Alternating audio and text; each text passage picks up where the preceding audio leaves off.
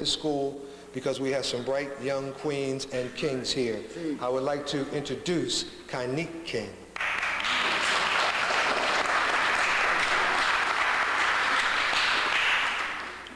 Good evening, guests, teachers, and fellow students. My name is Kainik King, and I'm a student here at West Philadelphia High. I would just like to share with you an original poem. The name of the poem is Nobody Cares Who I Am. Nobody cares who I am because of the complexion of my skin. They don't care to know me for me. They just see the physical characteristics of my body. Oftentimes, I find it hard to overcome and win. Is it because of the amount of melanin that I have in my skin? We are black, we are beautiful, as dark as the night, but yet we shine like the sun with such a bold light. For I am a Nubian sister, as you all can see. I stand as tall as the pyramids, strut like a peacock, so colorful and free. So to all my sisters and brothers, be proud of who we are. Though we have been oppressed, we can still go far. Thank you.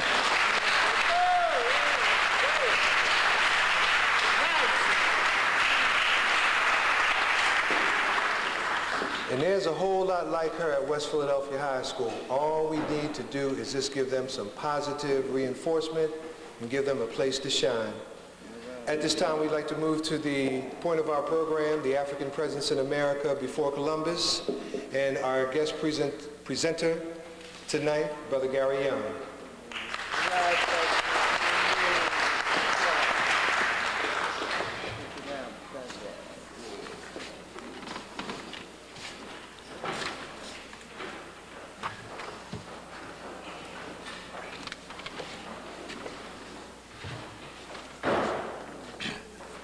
Okay, thank you very much. I'd like to thank John Skeef, as well as West Philadelphia Community Center for inviting me to speak on my subject matter, the African presence in early America before Columbus. Not only the African presence in early America, but the profound scientific and technological aspect that the Africans left on America's first civilization called Olmec. I'd like to say, first of all, why am I here? Why am I doing this subject compared to other subjects that, and of course there are many subjects we can talk about when we're dealing with the African genius. As you may have seen in October of last year in 1991, PBS aired a 7-hour miniseries on Christopher Columbus and the Age of Discovery. It dealt with the adventures of Marco Polo, Columbus and his maritime voyages, the Chinese and their maritime skills, the Arabs and their trade routes, the adventures of Columbus and Vespucci, etc., etc. However, when it came time to deal with the African factor, they strictly dealt with the Africans as slaves replacing the Native Americans.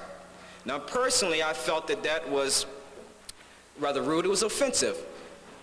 And then again, in Newsweek magazine in fall issue of 1991, the fall winter issue, once again, they had When Worlds Collide, how Columbus' voyage transformed both East and West.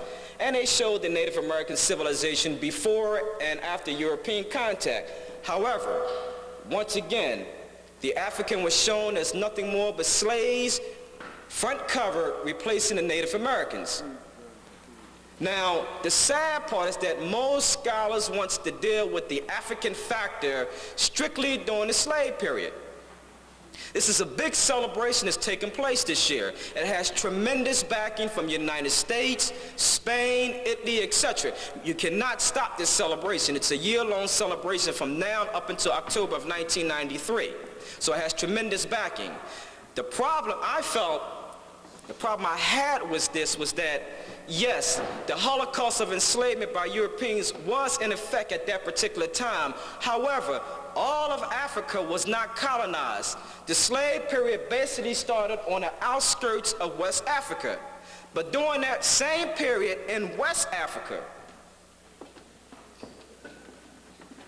right in this area here, Senegal, Gambia, Mali, Timbuktu, you had thriving civilizations going on. You had the University of Sankore at Timbuktu. You had the University of San Corre. Not only did you have the University of San Corre, but Africa was still in a period of intellectual enlightenment. This university was not destroyed until 1591. The Holocaust of enslavement was almost 100 years old, and the Africans in the Western Sudan at the University of San Corre at Timbuktu were still going through a period of intellectual enlightenment. In 1492, when the Moors, in partnership with the Arabs, were expelled from Spain, many of those same Arab professors and scholars went into the university, into West Africa, into the University of San Corre, and tried to apply for teaching positions that they wasn't even qualified for. Nevertheless, the African professors were endowed with great chairs, chairman of this department, chairman of that department. You had African professors who were solicited to teach in Northern Africa, at Fez, at Cordova. These African professors were teaching 10 subjects, 10 different subjects, and teaching them well. The greatest scholar of that day, Ahmed Baba, he is one professor that had as many as 1,600 books. And not only did he have 1,600 books, he wrote 47 books on different subjects. One man. And not only did he write these subjects, here's the same man that was solicited all up and down Fez, Cordova, in Spain to teach, Ahmed Baba. Then you had Muhammad Khoury. 50 years, the mayor of Timbuktu, 50 years, that's African consistency and African genius at its finest. 50 years, nobody wanted the job. He wanted to give it up. I don't want it no more, take it. Nobody wanted the job. One mayor, 50 years. Timbuktu, that's what you had during that particular period of time. Now what was going on? Because see, when you talk about Christopher Columbus, this is mixed up with so many other things, and you have to understand why the African factor, the African genius is set aside and left out. What was going on during that time? What was happening? You cannot talk about that if you don't talk about the Moors, Africans, in partnership with the Arabs and Berbers. Let's go back. 1492, let's go back about 200 years. What was going on in Europe? What was going on in Africa? You have to tie this in with what's going on in the history of the world at that particular time. In Africa, you had the most prestigious university, the University of Timbuktu, University of San Corre at Timbuktu. What was going on in Spain? The Moors were still in power. Who were the Moors? The word Moor comes from the Greek word moros, which means dark or black. These Moors who were Africans were in partnership with the Arabs and Berbers. At that time, you had the University of Salamanca, built around 1200 AD, the most prestigious university and one of the oldest universities in Europe, solely controlled by Moors in partnership with the Berbers. Who are the Moors? What do they look like? I don't have to go into too much detail because most of you have seen The Golden Age of the Moors by Ivan van Sertima, and he done an excellent job. And for the first time since J.A. Rogers, we had a body of predominantly African and African-American scholars who took old information as well as new information and combined this information and did a hell of a job on that book. You must get that book. But since I'm here, let me just give you an idea of what I'm talking about before I get into that subject. What do some of those Moors look like? This is what they look like. Black-skinned, woolly-haired Africans in Spain, in Italy, all throughout Europe, in southern France, and Germany. What else do we have? Crowns on their head, heraldry. Many Europeans during that time was tracing their ancestry by way of the Moors.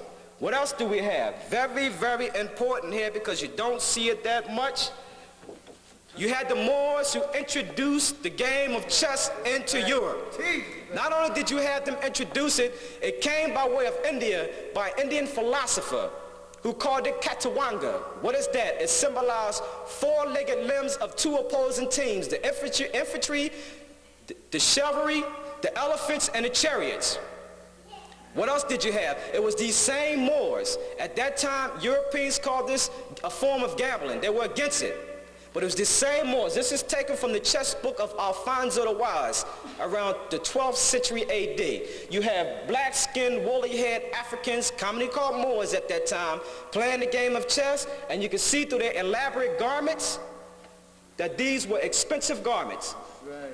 It was said in Tony Brown's journal that the Moors took on as many as 8 people simultaneously blindfolded and defeated them. 8 people, and that's African genius at its finest. Amen. It was these same Moors in partnership with the Arabs and Berbers that introduced 17 universities to Europe. The crankshaft, the windmill, the pension gear, the first postal system, the common bath, soap, all introduced by way of the Moors. At that time, the Catholic Church felt that once you were baptized, you did not have to take a bath anymore. So as a result, this is how the plague took place. Because at that time, Europeans were not washing up, and sadly, it wasn't the masses, it was the elite, the ecclesiastical. They were the ones who said, once you were baptized, you did not have to wash up anymore. And that plague was worse than AIDS. It killed 50% of the population at that time. Even after the Moors had introduced the common bath, many Europeans decided to give it up. Some scholars argue it happened because the prostitution was expensive, but we do know they gave it up. In the book called Dirt, D-I-R-T, by Terence McLaughlin, English historian, he claims that not only did they give it up, even he even has a passage in there where the Moors wrote about the filthy smell and how many Europeans at that time would pawn their jewelry and what have you to the Catholic Church.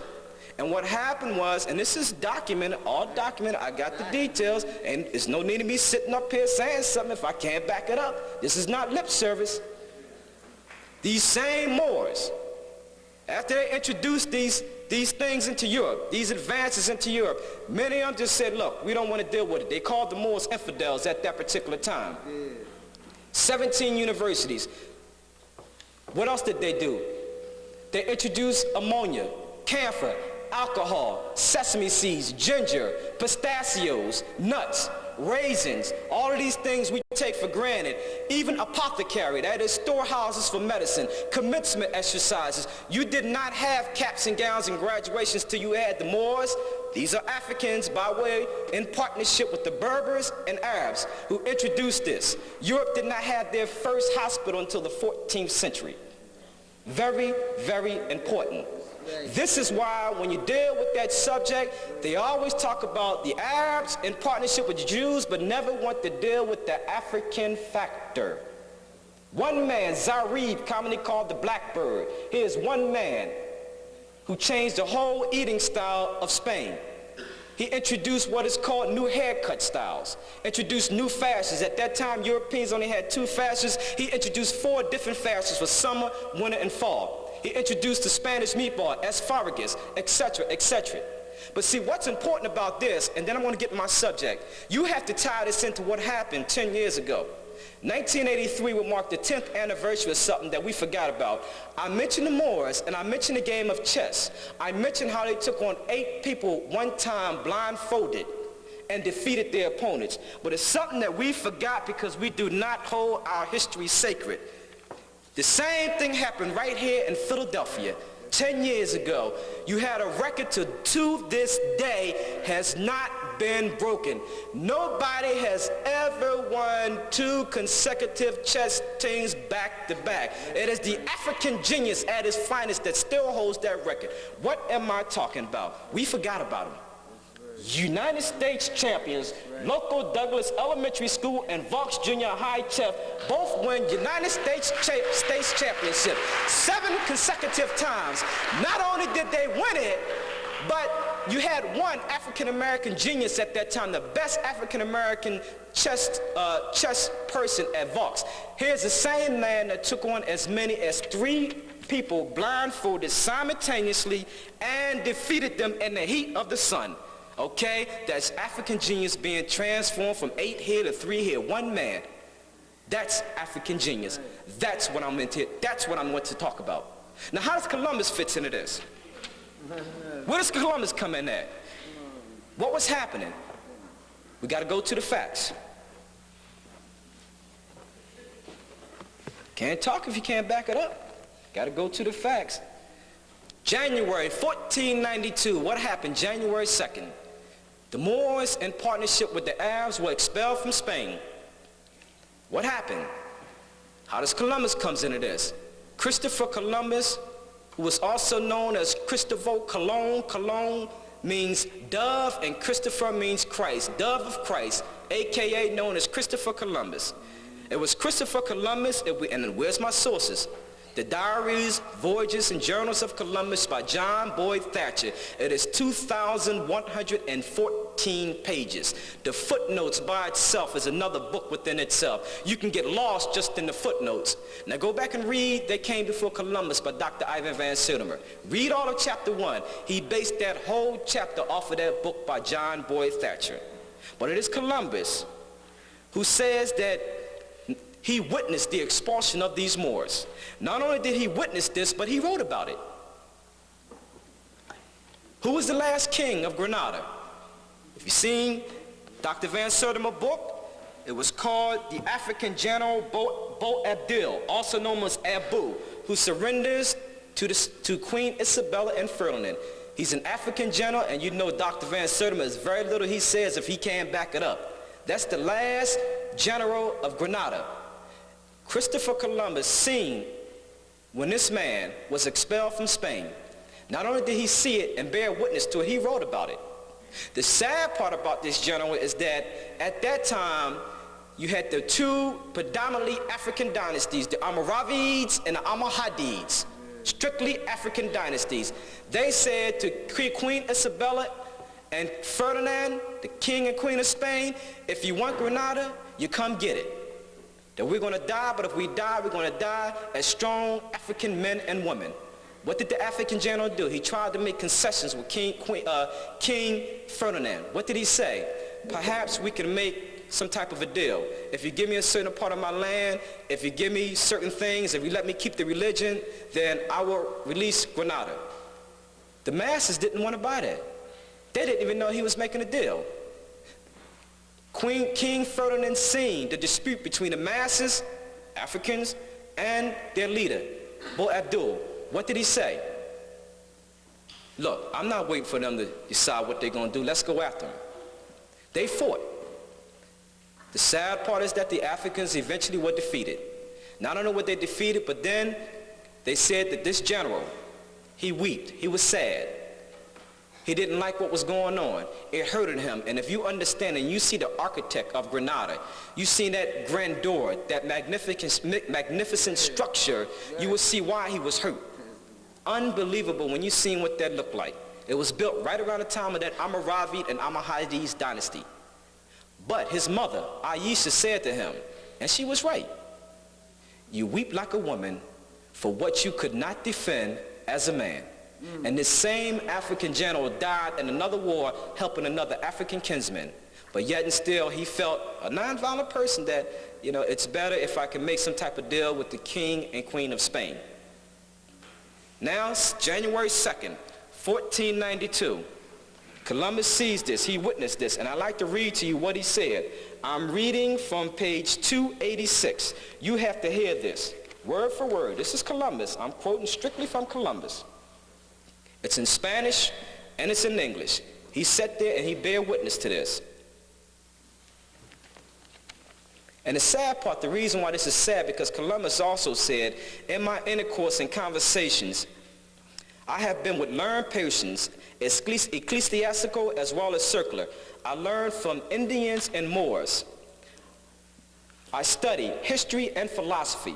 I sat at the foot of the Moors. So he's telling you that he learned from the Moors, but yet and still, he witnessed their expulsion. And I'm going to read to you what he says. Page 435, chapter 1. And this is what he said. Listen to this. January 2nd, 4th, this is Columbus. He sees this. Because most Christians are very exalted and very excellent and very powerful princes, king and queen of the Spains and of the islands of the sea, our Lord in the present year of 1492, after your highness has made an end to the war of the Moors who are reigning in Europe, and having finished the war in the very great city of Granada, where in this present year, on the 2nd day of the month of January, I saw the royal banners of your highness placed by force of arms on the towers of Alhambra to the gates of the city. Let me start over. I saw the royal banners of your highness placed by force of arms on the towers of Alhambra, which is the fortress of the said city. And I saw the Moorish king come out to the gates of the city and kiss the royal hands of your highness and of the prince, Lord. And then in that same month, because of this information which I have given your highness about the lands of India. So he witnessed the expulsion of the Moors, and this same man said he sat and learned extensively from the Moors and turned the other cheek. So what happens now? 1492, Columbus, he begins to do what? He seeks money, funds to travel and make his voyage of contact to the New World. Finally, the Moors are expelled. The king and queen decides to give him finance to what he needs, among other people who gave him finance. Now he's on his way. I'm not the first one who mentioned Africans in America before Columbus on his second voyage. And what is called Haiti, back then called Hispaniola, it was Christopher Columbus who went there on his second voyage, and it was the Indians, the Native Americans, who told him that black people were coming from the south and southwest in large boats trading gold-tipped metal spears. Now at that time, he wasn't sure if they were Africans. He felt that maybe they could have been Native Americans or Indians with dark skin. However, it was the Spanish metallurgists who took those gold-tipped metal spears back to Spain, had them analyzed, and found that they had the same copper, not similar, the same identical alloy of copper, gold, and silver ratio that was being alloyed and produced on the west coast of Guinea. Furthermore, the Native Americans was using the same word for gold-tipped metal spears, guanin, guane, cane, and it has the linguistic similarity as that of the west coast of Guinea. Not only that, but you have three major currents. Three currents. You have the Senegambia current. You have the Cape Verde current. You have the South Equatorial Current, and actually four. You have the Canary Islands. These are four major currents right off the coast of Africa. If you get caught in these currents, whether you're a bone, a stick, a nail, whatever, if the fish don't eat you first, you will automatically come to America. These currents, and I should show you this, four currents. Here's Africa. Canary Islands, Cape Verde, Senegambia, all right here, natural currents that will automatically bring you into South America. The Canary currents flow southward off the coast of the Cape Verde, and it gets its currents from Senegambia and it will bring you right into South America. Then you have the Cape Verde. It leaves Africa. It leaves Africa into the Caribbean, into the Gulf of Mexico. It swings back off the Florida coast, and then it comes back by way of Europe and Africa. You have the Senegambia current. It takes you into South America, into the Caribbean, into the Gulf of Mexico, and it possibly swings back. The South Equatorial current takes you into the Gulf of Mexico, into the Caribbean. Four natural currents. Furthermore, Africa has the advantage because at its nearest point, it is only 1,500 miles away from South America. Europe is twice as far. So those you have natural currents. Furthermore, in 1462, the Portuguese noticed a whole lot of cotton that was being planted or that was being grown in the Canary Islands, which is right off the African coast. And they thought that this was indigenous. They thought this was an African cotton. But they found out they were wrong. And as you have heard through Dr. Ivan Van Sertima, this was a foreign cotton. It was called Garcipium hirsutum varpustantum. This was an American cotton that made its way into Africa. Then you had an African cotton, cultivated cotton, Garcipium hirsutum and Garcipium barbadens that merged, and you had a new cotton. And they tested this. It had 26 chromosomes, 13 African and 13 European. Now at first they felt, well, we're not sure if in fact Africans brought it here. It could have came here by way of a transatlantic voyage. Maybe the currents brought this in. And they tested this. Found out, didn't happen. They tested it, and what did they look for? Three things. Buoyancy. What is buoyancy? The tendency or capacity for cotton seeds to remain afloat. Viability. Are they capable of living? Are they capable of developing under favorable conditions? Okay? They found out that when they tried these and tested these in salt water, the cotton sank. Did not have the potency to travel to the New World. So then they said, well, we know what happened. Birds brought them over. But they found out birds don't eat cotton balls or seed for lunch or dinner, and that birds were regurgitated. Now, we have the documents. Here it is. Volume 100, The American Naturalist, number 912, The Potentiality for Long-Range Oceanic Disposal of Cotton Seeds by Professor S.G. Stevens, Department of Genetics, North Carolina State University. This is not lip service. Saltwater tolerance of seed or gossypium. And here's all the experiments that took place. The American Naturalist, the cotton seeds, long-distance dispersal of seeds by retention in digestive tracts of birds.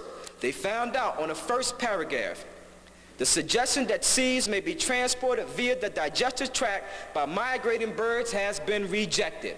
Here's the information right here, coming right from the library that showed you no, no, no. In other words, it was an African who had to bring those cotton seeds over here. And if you read Blacks in Science, Ancient and Modern, we find that as early as 3000 BC, the Mandé were producing that same cotton, and you find it as old as 3000 BC, an African tetraploid cotton, cultivated cotton in the Americas. Furthermore, on his second voyage on March the 9th, 1493, Columbus got caught in a storm. Lisbon, Portugal. What happens? He goes to the court in Lisbon, Portugal. He meets the king, Don Juan. He goes and he says that he talks about all this new land that he discovered in his adventures. Now you got to understand what's happening here. The Portuguese said, wait a minute, now they're disappointed, because remember, Columbus did go to the Portuguese first, and they said that he was a dreamer. They didn't want to deal with him. So now, Columbus did have a little beef with them because they didn't support his voyage. But yet and still, he brought 6 Native Americans with him. So the king of Portugal says, well, look, he gave them some beads, and he had them motion in sign language and asked them to tell them about these different land masses or these different islands in South America. And the first Native American, he did that. He went on, he made these different types of designs. He put another one in. This Native American did the same thing. He took the seeds and signaled in sign language and motion and showed all the Lucayas and other islands all in South America. And the king of Portugal, Don Juan, he put his fist in his hand and he balled it up and said, what a fool am I? How did I let this get out of my hand? All of this cultivated area. And you got to understand why this king of Portugal was disappointed. Look at Portugal. This is Portugal. Look at Brazil. All this land he could have had. This is all Brazil. It is the largest, almost as big as the United States. Look at it, and look at little tiny Portugal. Now at that time, the Caribbean and Brazil was a big thing. Yeah. See, there wasn't no little thing, but that's a big thing there. That's right, bro. So what did he do? He says, look, Columbus, you're not a king. You're not an admiral at the ocean sea at this time. Isabella and Phila can kill you if they want. I want you to go back. I want you to tell them that that's not landmass. That's nothing but water. I want you to draw a line from pole to pole, from north to south, 370 leagues west to the Cape Verde. And I want you to go back and tell them that it's only a landmass. Columbus did that. He went back, he told them, this is a landmass, this is water. You don't have to worry about anything. The Portuguese didn't discover anything. This is only water. In other words, they paid him off to go back and tell the king and queen of this. And he went back and told them this. And to their knowledge, no Europeans at that time ever went to Brazil. Right. No Europeans had ever been to South America, so they believe him. But what happens? The information got back to the king and queen of Spain anyway. How did it get back?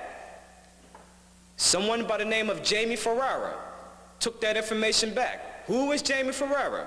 Jamie Ferreira was a distinguished geographer as well as a dealer in precious metals and jewels. He lived among the Africans. He sat at the foot of the Africans. And the king and queen of Spain, Isabella and Ferdinand, wrote to him and told him, listen, I want you to come here. I have a problem with this line of demarcation. Please do a critical analysis of this. I want to find out all you know about this. Now, when the king or queen summon you, when they ask for your assistance, that's considered a great honor. He goes and he does a critical analysis of it. And he says to them, and I have to read this to you. This is a quote from Jamie Ferreira. What does he say? Page 365. He says, I write my opinion in this matter And I say within the equinoctial regions that there are great and precious things such as fine stones, gold, spices, and drugs. He's talking about South America now. And I can say these things in regard to this matter because my contentions, conversations I have learned, and because I am, and because of those places, it always pleased me to seek, learn. In other words, it always pleased me to seek to learn from those who come from yonder, from what climb or promise that they bring and said things. This is important. And the most I could learn from many Hindus and Ethiopians is the greater part of valuable things come from a very hot region where the inhabitants are black or tawny. And therefore, according to my judgment, when your lordship finds such a people, he's talking about Columbus, when your lordship finds such a people, an abundance of said things which will not be lacking, although of this matter, your lordship, Columbus, knows more when sleeping than I do waking. And everything by means of divine aid, your lordship will give such good accounting that by it, God will be served by the sovereigns, our Lord will be satisfied. From your respectful servant, Jamie Ferrer, August 5th, 1495. All right? So now they found out that Columbus betrayed him. Queen Isabella's mad. She have a right to be. She financed his voyage. So what happens? She goes, King Ferdinand, he writes a letter. Letters were coming in every month. He says, I want you to get in contact with me. If you cannot make it back to Spain, I want you to tell me every single thing you know about that landmass, that secret landmass. At this time, Columbus was in Cuba, and he said, I'm too ill to come back. Eventually, they did caught up with him. And according to Van Sertima, they brought him back and stripped him buck naked, and it was said that the only reason that they didn't kill him was because of his personal relationship that he had with Queen Isabella, which I will not dwell on. I'm only quoting. So what happens? He sends Columbus back with 6 ships, the third voyage. He said, I want you to find this landmass, build churches, find that secret land route. Columbus goes. He goes to the Canary Islands. Right here. He stays there a couple days. He searches for black animals because he found that the Africans and the Native Americans were sacrificing animals. He did not find none. He goes and takes the Senegambia current. All right? He takes this on into Trinidad, one day away from South America. When he gets to Trinidad, he calls it Trinidad. Why does he call it Trinidad? Because he sees 3 hills or 3 rocks that reminds him of the Trinity. Very religious man. Yuck, yuck. What happens? The next day, he lands in South America, right here. Do you know Columbus refused to get off the ships? His ships landed in South America, but he never stepped foot on Native American soil. He said he had arthritis. This is St. Christopher, the one you would be celebrating. Never stepped foot on there. And it was by way of the African intelligence who told, and you heard the quote from James Ferreira, that he knew about this secret landmass to the south, Brazil and South America, and he brought that information back to the king and queen of Spain. So it was the intelligence of the Africans, who he called black and tawny, that made it possible for Columbus to take that secret landmass. All right? That secret landmass, and this is how he landed in South America and Brazil by way of the African intelligence. So you have many documents. You have the oceanographic currents. You have the seeds, Gossypium hirsutum var pustantum, Gossypium hirsutum, these are seeds now. Gossypium hirsutum and Gossypium hirsutum var pustantum. Okay? Gossypium barbadens. You have the oral tradition, what the Native Americans told Columbus. You have what the Portuguese documented. This is documentation from them. So you have all of this information that deals with Columbus by way of the African intelligence. Very seldom mentioned. You don't read about it because that book is very difficult to find. Everything I quoted comes from the Letters and Voyages of Columbus by John Boyd Thatcher. It is written in Spanish, Portuguese, Italian. It's very difficult. You get lost in a footnote.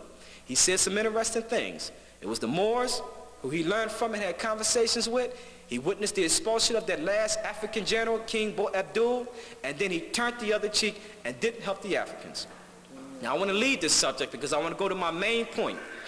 That was around the 13th century. You had other voyages that took place around the same area, 14th century rather, but you had the Mandingo. Their voyages was around the 13th century, and the Sungay from West Africa around 1450. We know that the Mandingos, who were Muslims, came to America because we found an African word for banana used in America called bakoko or bakokwa. Now the banana is not indigenous, meaning it's not native to Africa. It is native to Asia. However, the Native Americans are not using an Asian word. They are using an African word, linguistically speaking, bakokwa. So we know that the Mandingas were over here. I want to mention that, as well as the Sungay, because I want to show these in the slides. I want to move on to how the Africans influenced America's first civilization called Olmec. This is very important. Now, please remember, it is not just Central America or South America. At that time, Mexico included parts of California, Colorado, and Texas. So it was America, point blank. Now, we do know that at that time, this was not called America. It was called India by Columbus. He called it that because he thought he was in India. But when we talk about America today as we know it, it was the Africans who were honorary members of that first civilization called Olmec. Please understand the difference between a civilization and a culture. When I speak of a civilization, I'm speaking of something that stands out. You can identify it. It's advanced in the arts and sciences, a writing script. For example, when we think of the great African civilization of the Nile Valley, ancient Egypt, Nubia, and Kush, we think of the pyramids. The great black genius, the world's first multi-genius, Imhotep, the temple complexes, the Sphinx, etc. In cultures, there were many cultures in America, but it was the Olmec culture, the Olmec civilization, mind you, who had either a direct or indirect profound influence on all later civilizations: Maya, Inca, Peru, Guatemala, Palenque, Honduras, etc. And the Africans were part of that first civilization. That's what this next lecture is going to be on. I want to now show you the slides.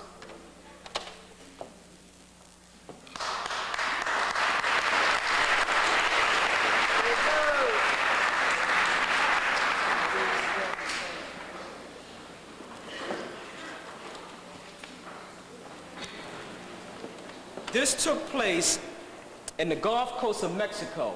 As you can see, we're talking about the Olmec right in the middle here in the Gulf Coast of Mexico. You can take that mic if you want to. Okay, well, I'll leave it there. I'll leave it there.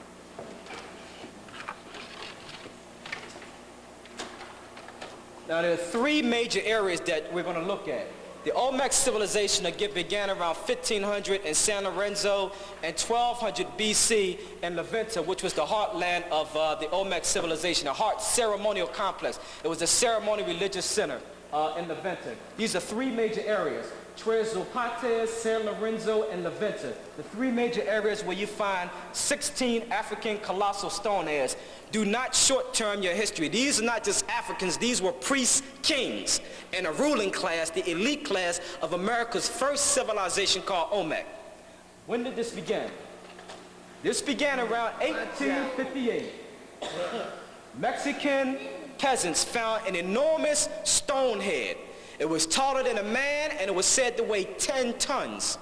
Now, during that time, most of your Mexican archaeologists, Jose Melgar, Alfredo Cervero, as well as others, were astonished. They were puzzled, and they were just surprised, and they wrote about, and they said that for the first time, we found an African presence in America, and they spoke of these as Ethiopian braids, as Ethiopians. They described them. They wrote about it. It was published in the Mexican bulletins, but very little was said about it afterwards. At that particular time, we understand not a lot was known about this first civilization. So then you had the first scientific excavation that took place between the Smithsonian Institute, the National Geographic, and the University of California. This was a joint excavation that took place. They went back in 1938-40 to Tres Zapates. They visited that, they found 4 other heads, then they went to La Venta. To their surprise, they found 4 other colossal heads. What is important about this head here? This is from Tres Zapates. This is Tres Zapates number 2. This is in the order that they were found in, numerically speaking. However, when you look at the back of this head, this is what you see.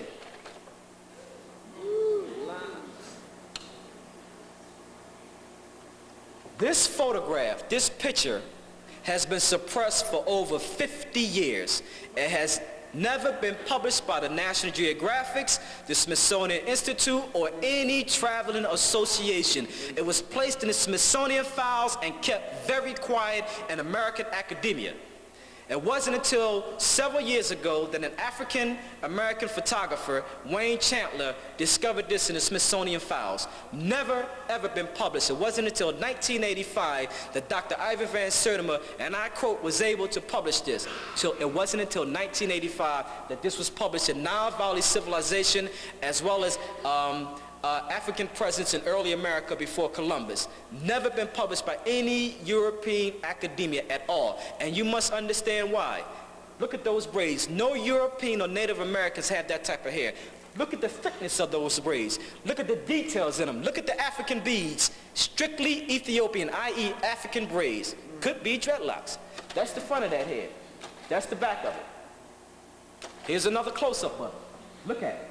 Unbelievable. I searched and searched and searched, and I stayed on Wayne Chandler's case, and the brother finally got the photograph to me. And I was happy. I was happy, because this is what you need. You will not see this in other books. This is the front of that now. This is the color photograph of it. Notice, as you can see, the features has been somewhat deteriorating because a lot of these are out in the weather. These are priest kings, mind you.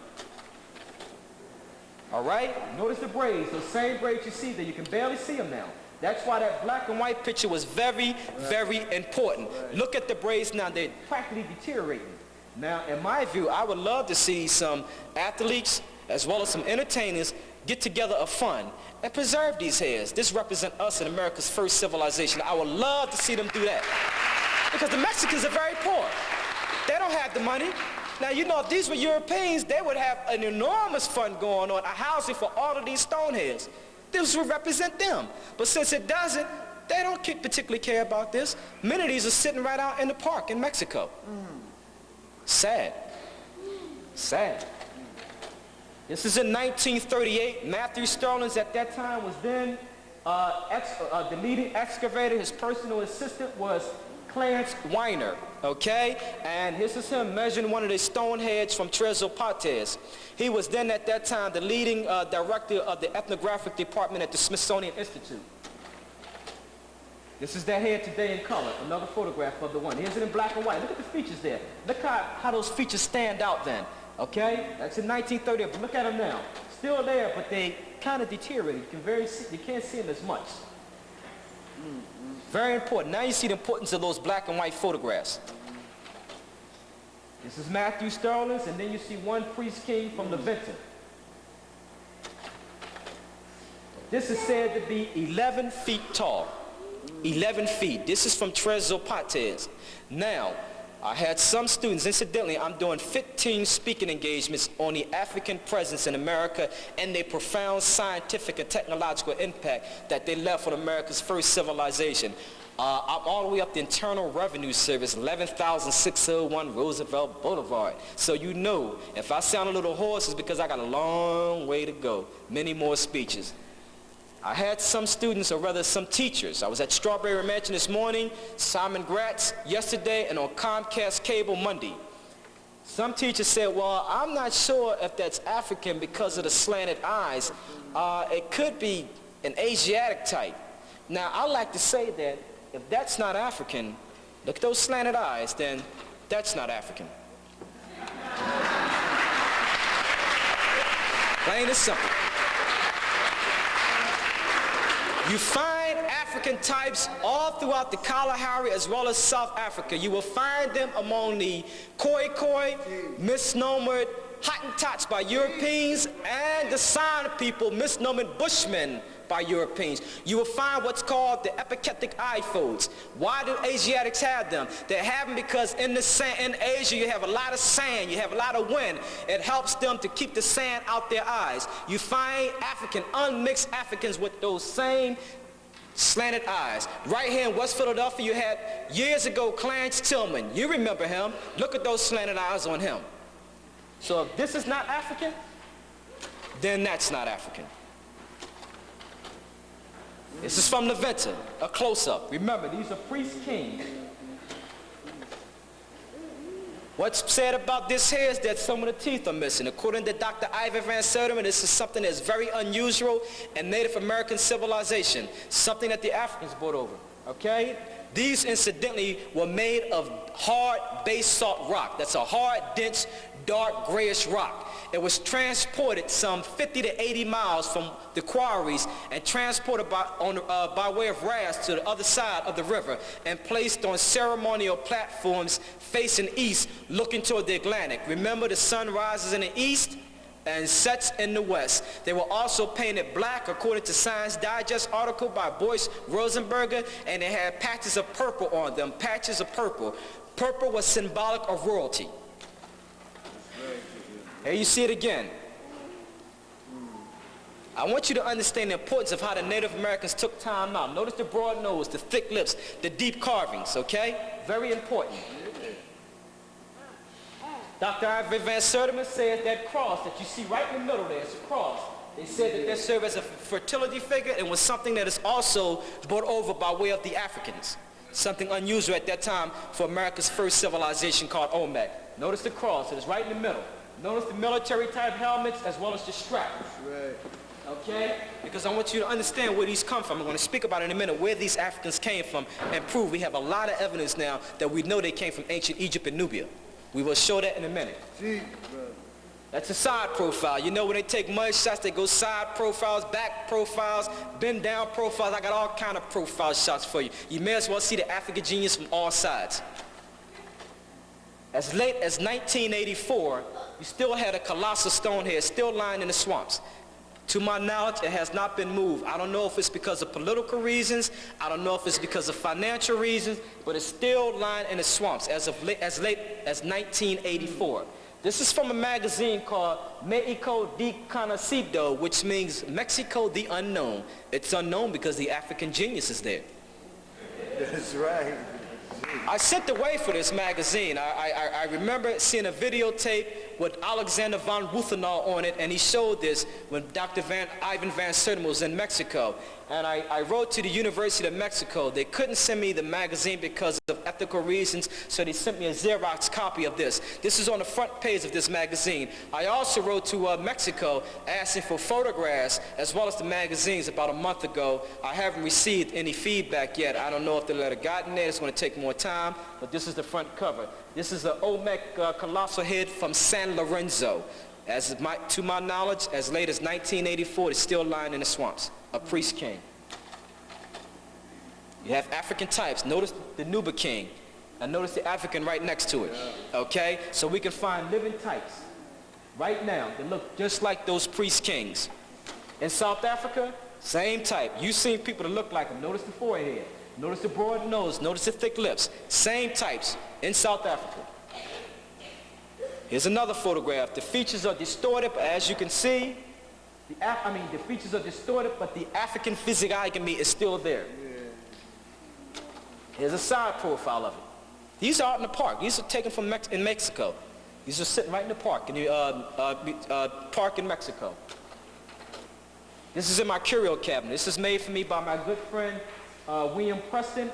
Many of you know because he reprinted the book Ancient and Modern Britain by David McRitchie, The Glory of the Black Race by Al Jahez, as well as other things. And he had a sculpture make this about 6 years ago. It is sitting in my curio cabinet. It's from San Lorenzo. It's about 4 inches, 4 or 6 inches tall. I can't remember. But I thought he did a very good job, or the sculptor that did it did a very good job. These are priest kings. You know, it's nice because my son and daughter, I like when they go around saying Olmec. And I said, what kind of Olmec? African Olmec. Love it. Here's another head. This is from San Lorenzo. This is said to be San Lorenzo number 2. Notice the details. 8 to 10 feet tall, 8 to 11 feet tall, anywhere between 30 and 40 tons. Now remember, according to the United States customary system, a ton is said to equal what? Round figures, 2,000 pounds. This is one of my favorite. Look at that. Look at the details. It's almost like the Native Americans made the Africans talk to you. It's almost like many of these were just done yesterday. I like to say that it's almost like the Africans through their genetic blueprint had a preconceived notion that somewhere, sometime in the 21st century or 20th century, somebody going to say that we were never here. I'm here, I introduced myself to the Native Americans. We're going to get down to developing the arts and sciences. We're going to build the first pyramids of its kind, just like you see in Egypt, the step pyramid as well as the true pyramid. You do not find them until you find the arrival of the Africans. And it's like the Africans said, but before we get down to scientific business, please do me one favor so that other nations cannot say that my existence was not here. Take my picture. Not only did they take their picture, they carved their picture in basalt, 30 to 40 ton solid basalt rock. I'm not talking about the bedrock that you find on the Flintstones. How did they get there? This is from the African presence in early America, and they came before Columbus. What was happening? At that time, from 1000 BC to 948, the Africans, that is ancient Egypt, whose proper name is Kemet, Nubia, whose proper name is Nahesi, and Kush, in partnership, they were at war with the Asians. What was happening? The Africans needed new trade routes. The trade routes were cut off. Let's go to the map. Got to deal with the map. The Mediterranean, as well as the Red Sea, was cut off. Same thing that the Americans did, or the United States did when they went into Iraq or Iran. They cut off their trade routes. The Asians or the Syrians did the same thing, the Mediterranean as well as the Red Sea. They cut it off. So the Africans still had to trade their goods, so they needed new trade routes. So 50% of their fleet were mercenary with the Phoenicians. The Egyptians or the Africans left a profound influence on Egyptian, on Phoenician fleets, their ships. The Egyptian ships was the effect, the Greek ships profoundly influenced the Greek ships, Phoenicians, Romans, etc. They needed new trade routes. So in partnership with the Phoenicians, they came east of the Mediterranean. They got caught up, as we are told, in those currents. We talked about those natural currents that you see. These are worldwide currents. This is from what I understand, the United States Oceanographic Survey. These are worldwide currents and winds. Here's Africa. Cape Verde, Canary Islands. These are natural currents that will automatically take you into South America. We are told that they got caught up in these currents, and that's how they got involved in America's first civilization called Olmec. That's why how they were caught up in that first, how they were caught up and how they landed in America. Natural currents, Cape Verde, Canary Islands, Senegambia, and the South Equatorial Current. And you see the winds take you right into South America. Remember, at that time, it was America, not just Mexico or Central or South America. Don't let nobody short-term you. Very important. Here's archaeologists working on some of the heads. Notice the fine details in the carvings. This is one of my favorites. Look how that light hit that African priest king.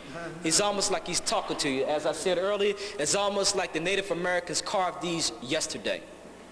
Rock portoroid, as Asia Hilliard called it. Rock portoroid. But look at it. Look at the fine details in the nose, the thick lips. Now what's happened is that you had one of the leading archaeologists of Mesoamerica, Michael Coe from Yale University, can't deal with the African factor, cannot deal with the African genes, cannot deal with the African features. So he says that the reason that they were broad nose, thick lips, and the reason why they look so, in his words, negroid, is because the Native Americans did not have sharp enough tools to make the lips thin and nose much pointier. When you can't deal with the African factor or the African genius, you make up all kind of excuses. Sheer narrow-mindedness, stupidity, and arrogance, plain and simple. Because it's not just the heads. It is not just the Ethiopian braids. As you will see later on, 13.5% of African skeletal remains were found in the ruling class, not the common, but the ruling elite class of the Olmec grave sites. Side profile. Notice the strap. According to Dr. Ivan Van Sertima, one of these heads was flattened and served as an oracle, and that you had a hole in one of the ears, and a long tube was running from the ear to the mouth, and it served as an oracle, and the priest would go behind the head, and it would talk to the people. It almost operated as a shaman.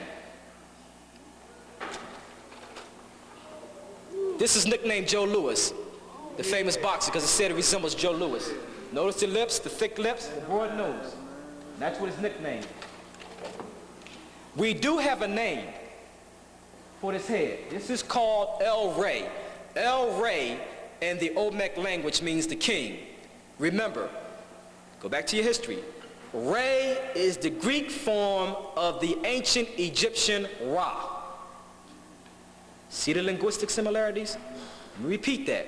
Re, the Greek form of the Egyptian Ra, the name they gave to the sun, as a source of creation. Not as a god that they worship, a source of creation, the energy of the creation. All life sustains, all life lives by way of the sun. Vitamin D, very important. How do we get the date 948 BC? For the first time in science, they introduced what was called radiocarbon data. And what happened was they was able to touch some wood platform, they were able to touch the wood that was stuck beneath some of the heads, right below the heads. You can't carbon date wood. You cannot carbon date wood, but they were able to test the wood that was stuck beneath the head. You can only carbon date dead things that once lived, like reptiles, human beings, amphibians, etc. And they came up with a date of 814 plus or minus 134 BC, which was rounded off to 948 to 680 BC, that we had the arrival of the African presence as well as the African genius in early America. America's first civilization. I'm not making up the dates. If you want to look at it yourself, it is in Science, volume 126, July 12, 1957, radiocarbon dates from La Venta and Tabasco. This is the first scientific means of discovering a date of dead things that once lived. Okay? That's how we came up with the date. Here's the article, printed by the scholars, the experts in the field. I'm only here researching, giving the information back to you. 948 BC. African genius, African factor in America's first civilization. This is very important. Very, very important. Now, I want you to understand here, this is from Newsweek magazine, why they couldn't deal with the African genius. You have to see this. A little small caption. Let me focus this. I want this nice and clear. Just a little small caption. Question. Did Nubians from East Africa sail on Phoenician fleets to the Western Hemisphere in 1492, or rather before 1492? Answer. Sculpture dated 800 BC, found in Mexico, has African features. It is good but not conclusive evidence. Let me read that again. Newsweek magazine. When you can't deal with the African factor, you make things up. The Nubians from East Africa sailed on Phoenician fleets to the Western Hemisphere in 1492, or rather before 1492. Answer. Sculptures dated 800 BC, found in Mexico, has African features. It is good but not conclusive evidence. This is all they print and they leave you hanging. They never mention the Ethiopian braids. They never mention the skeletal remains. They never mention the hundreds of terracotta, baked clay figurines that was found, okay, that has the coloration, the hair texture of African people. None of that was never ever mentioned. They never mentioned the rituals, the symbolic imagery, none of that. They just put this caption in here and then leave you hanging. But you have to understand why they did it. Go back to Newsweek, fall winter issue, 1991. They already identified you as slaves replacing the Native Americans. They redefined you already. They set you up in October. Remember the article? It was Cleopatra Black? That's the article it came out of. Then fall winter issue of 1991, front cover. Africans are slaves. Can't deal with the African factor, and you have to understand why. You were honorary members of that first civilization. To me, it seemed like this brother did not want to get his photograph done. Did not want any carvings done. He looked like he was just in a bad mood. Yeah. Look at him. He just looked like he just did not feel like being bothered that day. And they said, well, look, we're going to carve you anyway, but we're going to carve you the way you look at that particular time. And it seemed like that's what they did. But he seemed like he just wasn't in a good mood.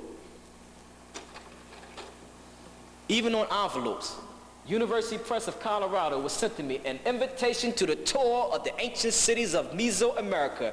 Of all other pictures, what's on the front cover? An African priest king on envelopes. So you see that the African is ubiquitous. He's in the diaspora. He's exuberant. He's everywhere. when you see it from an African-centered perspective. If you don't see it from an African-centered perspective or an African frame of reference, you get lost.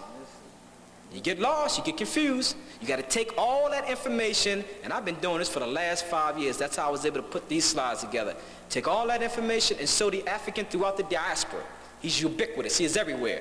You know, Roy Ayers came out with a song a couple years ago. Roy Ayers, ubiquitous, everywhere. African genius, even on an envelope.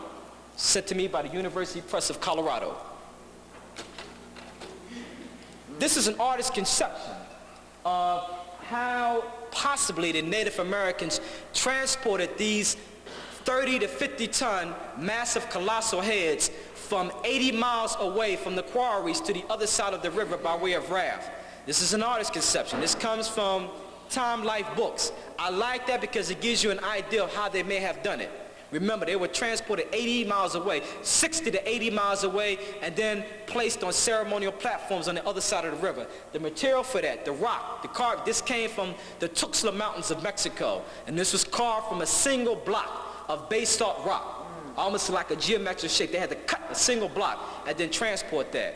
Now, if you look on the next page, it says, and it just goes to show you from a Eurocentric perspective how they just can't deal with the African factor. The next page of that says, the reason that it's squared, the broad nose and thick lips, and this is a quote, is because the Native Americans did not want to damage the colossal head when it was being transported to the ceremonial platforms. In other words, that once it was placed on the ceremonial platforms, the Native Americans was going to change the features. Sad. This is what they said. You can't, I mean, the features are so identifiable, so then you got to make up all kind of excuses. And this is what they said. Now, they're taking this, in other words, they're speaking for the Native Americans, that this is what they did. And then they put in parentheses to get themselves out of trouble, presumably. See, the English language, the power of words. Amos Wilson told you about that. Remember, in the beginning was the word. The power of words. The reason why it looks so African is because they didn't want to damage the sculpture when it was being transported. Sheer arrogance, narrow-mindedness, plain and simple. We talked about the African skeletal remains. In the dry areas, in the coastal regions, Cicero de las Misas, Monte Alban, and Talatico, you found a conservative estimate of 13.5% of African skeletal remains in the ruling class of the Olmec elite civilization. This was presented by Andrzej Wazinski, who was a craniologist, a skull expert, and it was presented in 1974 to the Congress of the Americanas. And he allowed for all the variations in the mixture, miscegenation, amalgamation that took place between the African priest kings and the Native American type. And he still came up with a conservative estimate of 13.5% of African skeletal remains in the ruling class, the ruling priest elite class of the Olmec civilization, America's first civilization. Very important. And these are fossils. This is taken from America's First Civilization by Michael Coe. Another photograph of it. Very important. For the first time, you find the true pyramid as well as the step pyramid. When do you find them? You do not find them in American soil until you find the arrivals of the Africans on Native American soil. Where's its origin? Right there in the great African civilizations of the Nile Valley, that partnership between Egypt, Nubia, and Kush. That's its origins. Okay? Now, this is a reconstruction, all right? If you look at those, they almost look rectangle. Where was the African colossal heads found? You had an African colossal head right there, one here.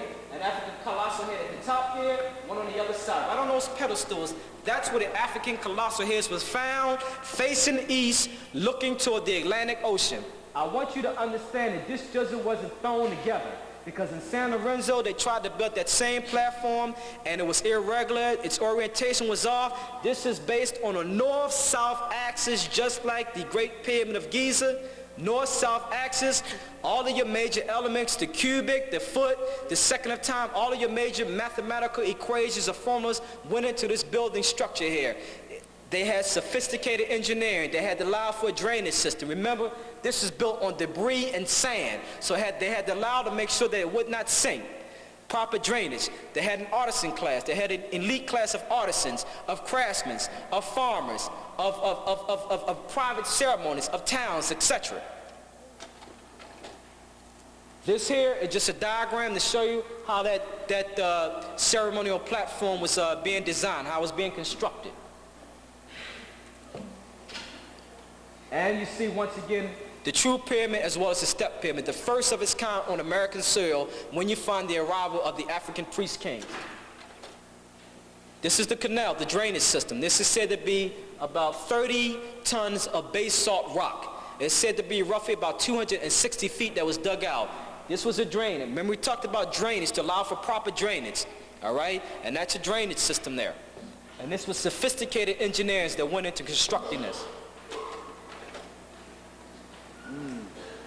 Today, this is what that pyramid looks like. Back then, it was probably much better, but due to the elements of the weather, this is what that pyramid looked like now. This is the first pyramid right here in America. Now, this is your origin. Here's the step pyramid. The step pyramid, built by the multi-genius and true father of medicine, the black genius, Imhotep, the African genius, the true father of medicine, the man who gave us the saying, eat, drink, and be merry, for tomorrow we shall die. You had the same man who came from a family line, a tree of 25 architects.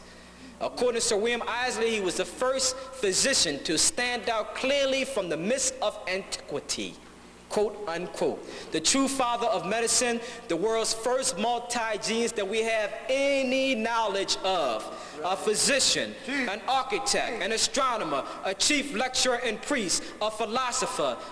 Here's the same man that the Greeks worship as a god of medicine. When physicians take their oath before they practice their profession, it is a virtuous tribute to this African genius Imhotep, whose name means he who comes in peace. That's the African pharaoh Zoser.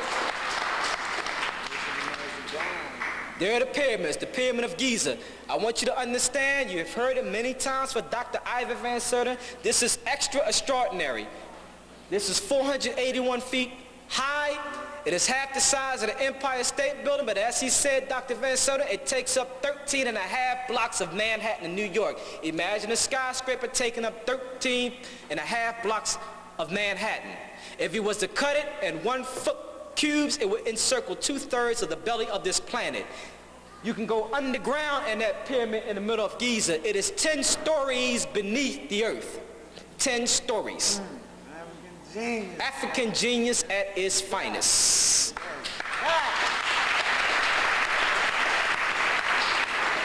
You remember, because it was on MTV a while back, we applaud the Japanese for their great technology and their sophisticated VCRs, cameras, etc. They went over there, they tried to build the pyramids, couldn't do it. They came with the Hollywood version, as you heard, the hee-haw, came with their hydraulic hammers and jackhammers and pavement breakers, couldn't do it, could not do it. And they said the more problems and the more problems that they ran into in trying to construct that great pyramid, the more respect they regained for the ancient Egyptians. This is what they said. You will see them on the video. They look puzzled, just standing there pouring down with sweat. The stones cracked, they sank in the mud, and they just sat there. And you can see them with the Hollywood hee-haw. Finally, the Egyptian government said, look, pack your stuff and go home. You're making fools of yourself. Couldn't do it. Couldn't do it. Could not do it. That's a landscape of it. And who was it built for? The African genius Khufu.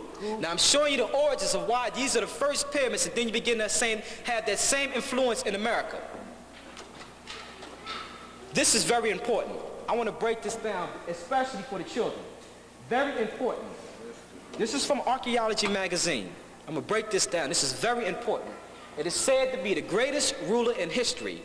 It says it is they are the foundation of all modern measurements. They were used to build the ancient Egyptian pyramids, Sphinx, and the Valley of the Kings.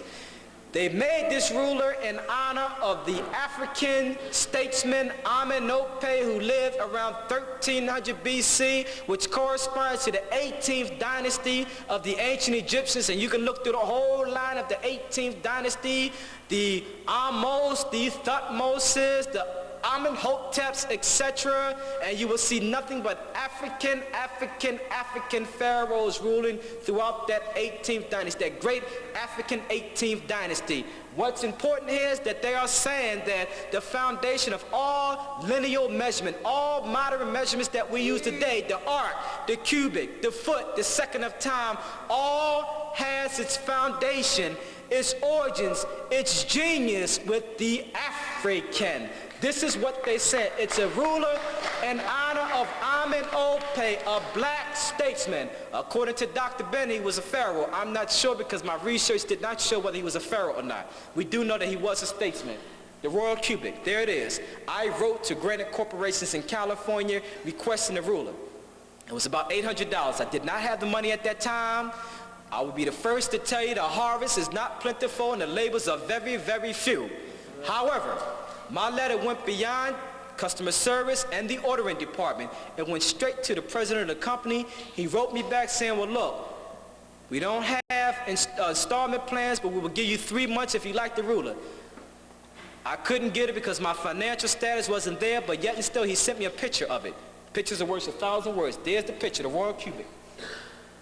And I want you to understand, those same cubic, the royal cubic, the arc, the second of time, these are ancient mathematical measurements or equations that went into all modern building structures today.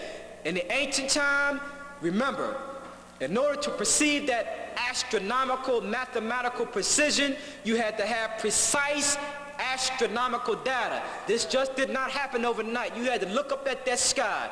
You had to study what was called geodesy or geodetic. What is geodesy? Geo means what? Earth. Geodesy is a science that deals with the shape, size, and circumference of the earth.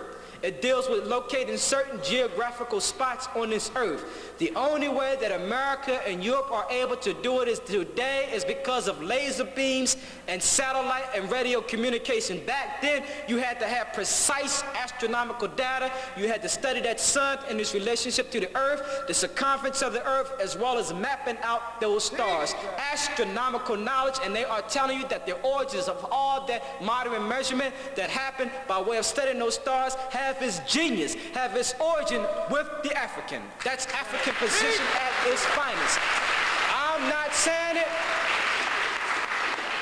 Granite Corporation is saying it. So when you quote, you make sure you say Granite Corporation, makers of fine precision granite. They should know they're in the business. They deal with mathematical equations every single day. They are the ones saying it.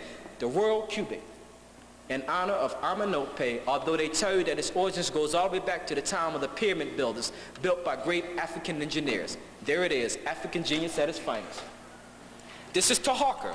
Okay, you read about him in the building. Taharqa. We do know that as early as 1000 BC, we have the African presence in Europe, in Spain, because the Taharqa name is written in Cartouches, in Spain, in a Libyan script that Dr. Barry Fell found. You will find most of that information in the Journal of African Civilization. So we do know that Africans preceded even the Moors as early as 1000 BC in Spain. Here's Taharqa. Notice the size of them. You read about him in the Bible, but notice the size of this compared to that man. Now I put that there because I want to show you this. Notice the military type helmet. Notice the double crown. You do not have the double crown until you find the arrival of the Africans in America. You find the same double crown on many of those Olmec colossal heads. When you take the African pharaoh who was king of Kush and Upper Egypt and you place him in the middle of those African Olmec priest kings, this is what you get. Look at what you get. There it is. Okay? Rituals, not just the heads, not just the Ethiopian braids, rituals. This is called the open of the mouth ceremony. Remember, the Africans never believed in death. It was an afterlife, a spiritual rebirth. So what is happening here? You have a snake-like instrument. He's tapping the deceased. He wants to bring him back to life. He wants to transform him. He wants him to breathe that new breath of life. Those of you who have asthma or emphysema, you know you're grasping for that breath. You need that breath. It is what? A sign of relief. It is new life. In the Catholic Church, you have what? The body and blood of Christ. Once you take that symbolically, you utter the words, amen, that new breath. And a baby's firstborn, you smack him on his behind, he does what? He cries. He's uttered that new breath. You know, in most African Americans' funerals now, it is not called funerals, it's called what? A homegoing service. Transformation to the crossroads to another form of life spiritually. What's important about this? The open of the mouth. Where do you find it at? In the Americas. Same thing. Right here. This is found in a cave around east of Acapulco.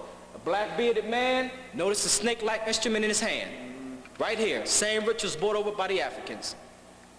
From the papyrus. Same thing. Notice the leopard skin he has. Notice the African, the priest. Notice the ritual. Notice the snake-like instrument. Same thing. And when you superimpose this with the one in America, this is what you have. Same thing. So there's even rituals that the Africans brought up, new customs, new ideas, an explosion of new scientific information. Pyramids, the step pyramid. This is later now. The Olmec civilization dies down. It's in its decline. Around 150 BC, you have another civilization that takes place on the east coast of Mexico called Tajín. Within the Tajín, it was said to be a race called the Totonacs. Many of these Totonacs were said to be Africans, all right? What is important about this city, this is 7,000 feet above sea level. It is the third largest pyramid in the world, the largest in the Western Hemisphere, the Pyramid of the Sun, Teotihuacan. The base of that pyramid has the same basic mathematical elements as the Great Pyramid of Giza. What's important about this is that according to two archaeologists, Jimenez Marino and Jacques Sosto, he claims that some of the people who are responsible, some of them who are responsible for building that Pyramid of the Sun look like this. I'm sorry, this is the grid plan. This is the grid plan. What's important about this grid plan is that that Pyramid of the Sun was laid out on ruler straight, on a grid, similar to the grid of Washington, D.C. when it was laid out. This was sophisticated engineering skills. This is what some of the people look like. These were called Totonac. Notice Mr. T or the punk rockers cannot claim the hairstyle. There it is. They were called Totonac. Fine marble carving around 250 AD. Another photograph of it. I'm going to go through some of these very quickly now because I don't have too much time left. This is an African woman that was found right around the same area as that Pyramid of the Sun. Now, I had one teacher, Strawberry Mansion, said to me, well, I'm not sure, that doesn't look African to me, but when you put that next to a Nigerian woman, this is what you get. That is this here sculpture is only 7.18 inches. That's what I'm talking about baked terracotta clay figurines. There you go. 4.7 inches, notice the dreadlocks. Found in the same area as that Pyramid of the Sun, Teotihuacan. This is a script, the Olmec script. This script deals with with mathematical as well as astronomy. It was said to influence the Maya script. This is Moorish chites that we're talking about in America. Notice the turban. This is a fine carving at bottom for Peru, 900 AD. That's the time when you had the Africans and Arabs in partnership, the period of the Moors, okay? This is from Peru. Notice the crown. Notice the fullness of the lips. Notice the smoothness of the face, 900 AD. Africans commonly called Moors then in partnership with the Arabs. This is the Mandingo. These were West Africans also. These are the Mandingos from West Africa, and they were also in America around the 13th to the 14th century AD. We found the word, as we said earlier, bakoko or bakokwa, the word for banana that was used by the Native Americans. This is the Empire of Mali, and this is Abu Bakr II during that particular time, an artist's conception. That Empire of Mali was larger than the Roman Empire. Ships. In the 13th century, ships called Mtempe weigh as much as 70 tons. It was said that you had the Swahilis, which is an East African Bantu Islamic civilization who were Muslims. They transshipped an elephant to the court of China. An elephant. You don't find an elephant on Santa Maria, the Nina, or the Pinta. An elephant. These ships may weigh as much as 70 tons. The Jaguar, this is one of the symbols of the Olmec that dominated their consciousness. The oldest ship in the world belongs to the African. This is said to be the ship of Khufu. It is over 1,124 pieces, over 1,124 pieces. It took archaeologists 14 years to put this back together. It was like a jigsaw puzzle, and when they opened it up and found that the aroma, the perfume was still fresh in the wood. That's African preservation at its finest. This is what it looks like today in the Cairo Museum. Other ships. You talk about the Vikings, nobody mentions Thorhall. Thorhall was said to be strong like a giant. He was described as black, and he was said to be very foul-mouthed. He was said to be the best friend of Eric the Red. Yes, we do have Africans who was with the Vikings when they made their voyages from Denmark into Greenland. Africans were with them. We have names, and we had definite, hardcore scientific proof. Thorhall, Thorfinn, Gutleaf, Gorm, Douglas, as you know it today, in the ancient Gaelic language, it wasn't Douglas, it was Douglas, which means black stranger. Yes, there were black Danish Vikings or Africans who were with the Vikings. Thorhall they chose Thorhall. Leif Erikson, it was said that he was the best friend of Leif Erikson. They chose him because it was said that he was already familiar with the trade routes of east of North America, and that he was chosen because he visited America before the Vikings, and this is why he was chosen to go on there with their voyages. Now at that time, they said he was very foul-mouthed. You must understand why. At that time, he was around a bunch of Europeans. Who knows? Maybe they thought they knew everything. Maybe he figured, wait a minute, I'm here, you chose me. Let me do the talking. I don't know. But they say he just cussed you out. But nothing that Eric the Red could do with him. They said he edged him to his worst. This was found right here in America. This is said to be a Danish Viking. That doesn't look European to me. It's an ivory, but notice the coloring of it. Notice the eyes, notice that nose. To me, that looks like an African, in my view. Now, to me, if they wanted to make that look like a European, you'd think they would have made it, what, ebony, alabaster? Notice the dark coloring that they put on that. The nose is peeling, as you can see, but look at the color. Look at the eyes. I think that's an African. It may be Thorhall. I don't know. To me, it looks like an African. This was found right here in America. I'm ending with two more slides. This is very important. At one time, scholars believed that the ancient Americans or the Native Americans had no ancient past whatsoever. They said that their information or their history is very recent. We can't find any ancient bones or any artifacts to show that Native Americans had an ancient past. It was, again, the African genius, a black man, as you can see there, who found bones. In 1900, he was born to slave parents. He was very interested, he was a naturalist, and he was also interested in rock fossils. And he discovered bones. He gave this to another man by the name of Carl Swinheim. He took this information and presented it to one of the, I think, the Smithsonian Institute. And as you can see there, it says America's first patent, a chance discovery by a black cowboy early in this century led to proof of Ice Age man in the Americas. Okay? So in other words, once again, it was the African genius who led the scientific discovery of ancient Native Americans' history. African genius again. It was a black man who led that explosion of new ideas and information to seek out. I'm ending with my last slide. As I said before, the Africans were the mother culture of Mesoamerican. This is from a book, and of all pictures, what did they put on there? The African priest king El Rey, which means the king. Front cover of a book. Olmec, mother culture of Mesoamerica. It influenced all later cultures, Maya, Inca, Peru, Guatemala. See yourself as world historical people. Bring back self-confidence and historical memory. Get away from historical amnesia. You were part of America's first civilization as honorary members. Now you see why they can't deal with the African factors. Thank you very much.